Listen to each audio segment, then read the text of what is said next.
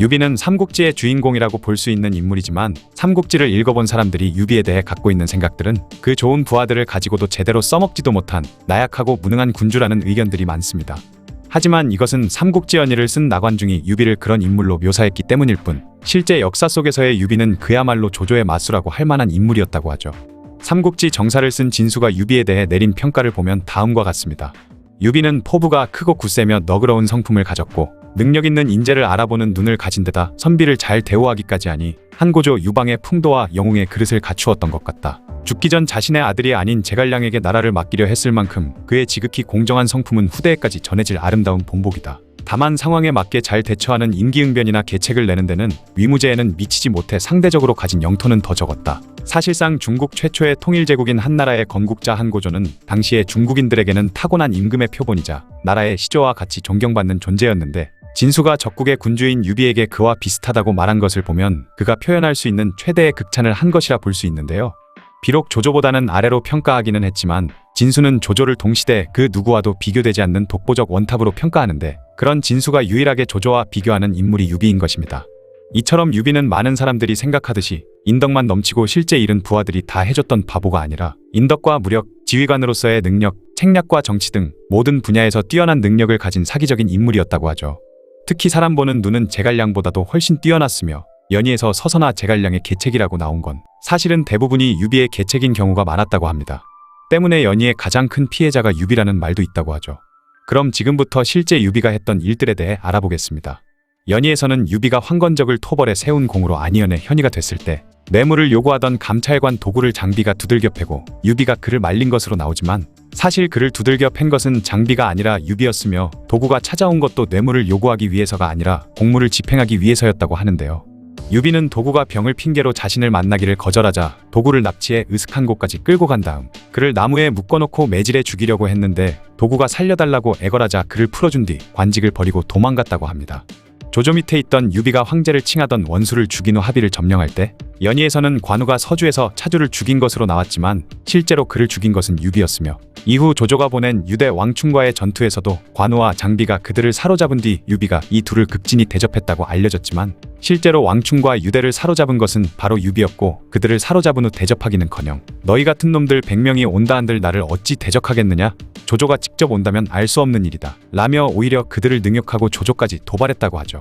그리고 연의에서는 조조 밑에 있던 관우가 조조를 떠나면서 5개의 관문을 돌파하는 과정 끝에 조조가 보낸 장수 채양을 죽여버렸다는 기록이 나오는데 실제로 조조는 관우를 쿨하게 보내줬으며 채양을 죽인 것도 관우가 아니라 유비였다고 합니다.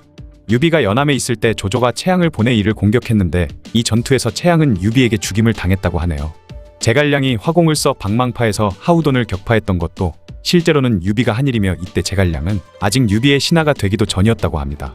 삼국지 촉서 선주전을 보면 유표가 유비에게 하우돈을 남양군 방망현에서 막으라 지시를 내리자 유비는 복병을 미리 준비해 놓은 후 자신의 진영에 불을 지르고 거짓으로 달아났는데 거기 속아 넘어간 하우돈이 이를 추격하다 복병의 습격을 받고 박살이 났죠.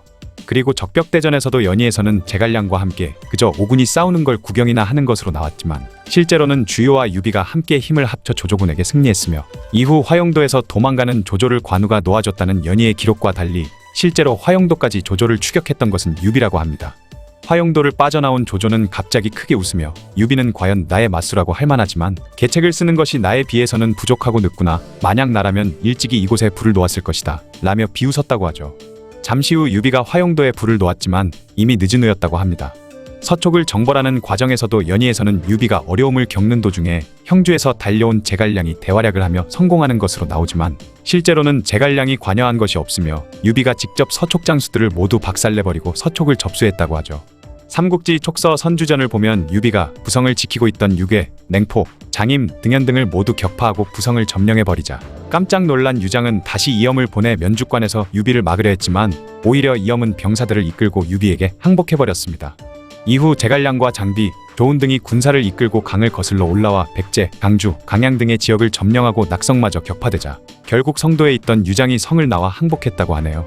삼국지 촉서 유장전을 봐도 212년 유비가 가맹관에 있다가 병사를 돌려 촉으로 향했는데 가는 곳마다 모두 이겼다라는 기록이 있으니 실제 촉을 정벌한 것은 유비의 업적이라고 볼 수 있겠습니다.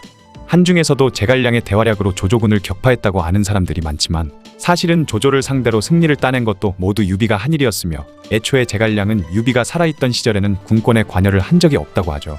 하우연이 죽고 조조가 장안에서부터 친히 대군을 이끌고 출전하자 유비는 군사들을 모아 요충지를 지키며 함부로 전투에 나서지 않았고 여러 달이 지나도 조조가 이 요충지들을 점령하지 못하고 날이 갈수록 사망자만 늘어나면서 결국 후퇴를 하게 된 것이었습니다. 이릉대전에서의 패배 때문에 유비의 군사적 재능을 낮춰보는 경우가 많지만 삼국지를 통틀어 최고의 군사적 재능으로 평가받는 조조조차 끝내 오나라를 상대로 똑같이 크게 참패를 당한 경우가 있었으며 심지어 이릉대전 당시 총나라의 주력이라 할 수 있는 관우, 장비, 황충, 법정 등은 이미 사망한 상태였고 제갈량, 조은, 마초, 위원 등은 후방에 남아 있었죠. 반면 오나라에는 육손을 비롯해 서성, 반장, 한당 등 재능 있는 지휘관과 경험이 풍부한 베테랑 장수들이 많았으니 그런 오군을 상대로 초반에 승기를 가져가며 이릉까지 진격해냈던 유비의 능력을 오히려 높게 평가해야 한다는 의견도 많습니다. 군사적 능력을 종합하자면 유비는 역사적인 명장들과 비교할 정도의 S급 지휘관은 아니지만 연희에서 보여줬던 모습과는 전혀 달리 당대 최고의 명장인 조조와 자웅을 겨룰 수 있었던 몇 안 되는 준수한 A급 지휘관이라 할 수 있었는데요. 특히 적벽대전 이후부터 이릉전투 전까지는 대부분의 전투를 이겼다는 점에서 왜 그가 조조와 어깨를 나란히 하는 인물이라 평가받았는지 알 수 있습니다. 유비에 대해 평하길 진수는 유비는 항상 조조와 반대로 행동했다. 이러한 유비의 행동은 그가 조조에게 대항해서 이득을 챙기기 위한 것보다는 조조가 자신을 받아들일 그릇이 아니었다고 판단했기 때문이라고 평했죠. 실제로 방통전에서 촉에 처음 들어갔을 당시의 기록을 보면 유비가 말하길 나와 조조는 물과 불의 관계다. 조조가 엄격하면 나는 관대하게 대한다. 조조가 책략으로 행동하면 나는 성실하게 행동한다. 언제나 조조와 반대 행동을 취해야만 비로소 일이 성취된다 라고 기록되어 있습니다. 이처럼 유비는 항상 조조와 상반된 모습을 보였는데요. 조조가 황제를 끼고 천하를 호령한다는 방식을 선택했다면 유비는 일찍이 원소가 써먹었던 한나라의 역적 조조와 맞서 싸운다는 입장에 서기도 했죠.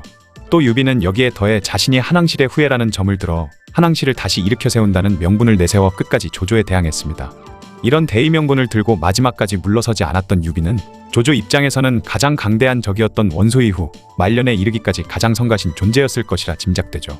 실질적으로도 유비는 원술 토벌을 이유로 조조의 세력을 벗어난 것을 시작으로 총나라와 형주를 차지하는 천하삼분직에 적벽대전 등으로 늘 조조를 괴롭히며 그가 통일 군주가 되지 못하게 막았습니다.